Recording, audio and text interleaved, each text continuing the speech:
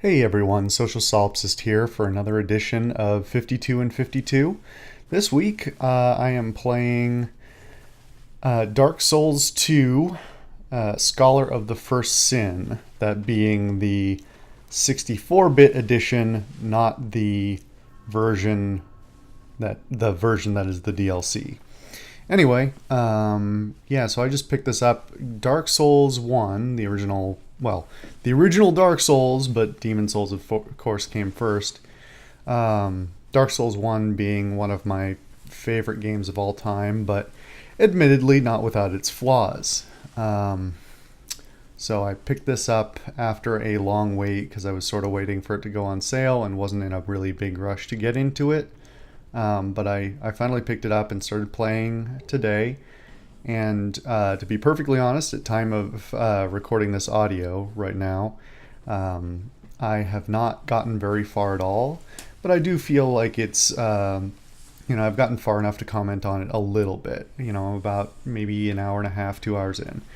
And the first thing, of course, that I noticed was, man, does this game look hugely improved. It's not the best looking game of all time, but given how lightly it runs on my hardware, it's really incredible what they've managed to do in this engine, despite how lightly it runs. It is absolutely beautiful, and a huge improvement over Dark Souls 1, although of course a decent amount of that was due to the fact that Dark Souls 1, specifically on PC, wasn't even meant to be rendered in any sort of full HD. I think the native rendering resolution was 1280 by 7. Was it 1280 by 720 or was it less? It might have been less than that actually, and it would just upscale stuff. So without any mods, it looked pretty crummy. But that said, even as crummy as it looked at times, the art design went a very long way in that game. And the same goes here, It is not the absolute highest fidelity game of all time, but it really looks incredible. And what they've done with the designs and with the color and improved animations, just everything looks super smooth, super polished. It looks great. So that was sort of my first thing, standing there in awe for the first half an hour at least, especially when you sort of walk into the first town area that I think is going to be shown. It's really it's mind-blowing how good it looks. Unfortunately, I was so blown away by the visuals that the reason I haven't gone farther is I think I'm sort of in a state of shock at how good it looks, and so I'm continually dying to things that should be fairly easy to not die to. But it is what it is. Like I said, though, the animations look great. The player models look great.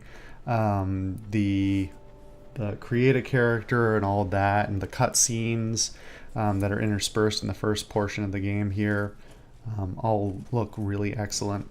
And of course, it's still classic Souls. It's very difficult. It's very unforgiving.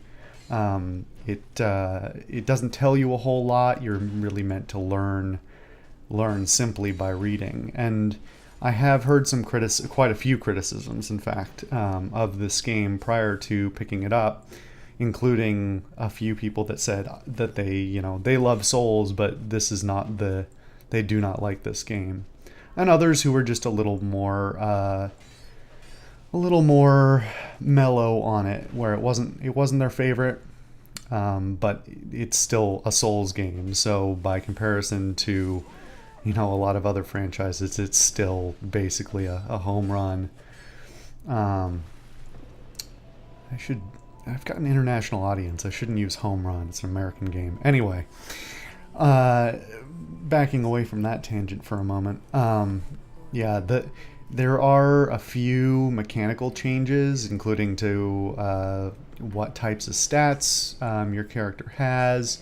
and how they interact, how the health system is adjusted. Like every time you die, the cap on your health bar drops a little bit, and I guess you get it back by doing cooperative work or using certain items. I haven't really gotten far enough, and I do wish it was explained better in the game. I had basically had to look it up to find out what was going on, but I'll forgive it for that. It's, that's what the Souls games are like. You sort of expect not to be told anything and to have a steep learning curve.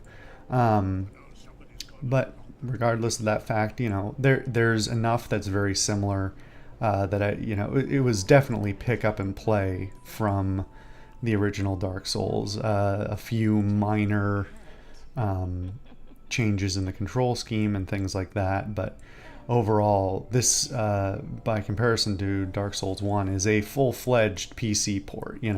I'm still playing with a controller just because that's what I'm used to with Souls games, and I prefer it that way. And my impression from what others have said is that that's really the way to go, that mouse and keyboard are not really appropriate. And I'd believe that. But I'm not going to hold that against them. They're just trying to navigate menus and things with the mouse and keyboard is way smoother, enough that I would forgive it for whatever it might not do particularly well. Overall, thus far, it seems to be a pretty decent PC port, minus a few things like still having to back out all the way and then enter into the main menu just to quit the game, so on and so forth. But I'll definitely be playing a ton more of this game. It's, it'll probably take me a year to play it, if not more. I think the original I only finished the original Dark Souls 8 months ago or something like that. And I guess I took a bunch of hiatuses on it, but even so, it's just, that's how I play Souls games. I kind of have to pick it up and drop it and pick it up and drop it, just to maintain my composure, I suppose, more than anything else. But I'll definitely be playing a ton more of it, and it might be something I stream depending on how I feel about that.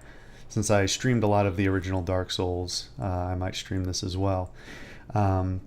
I am trying to pick up streaming again. I'm seeing about doing a weekly, like on the weekend stream. But check out the links in the description that go to my Twitch channel, and pop in and say hi and let me know how you're doing, and come have a little fun with us. But yeah, I think that's it mostly for what I have to say thus far with this game, and I'll see you guys next time.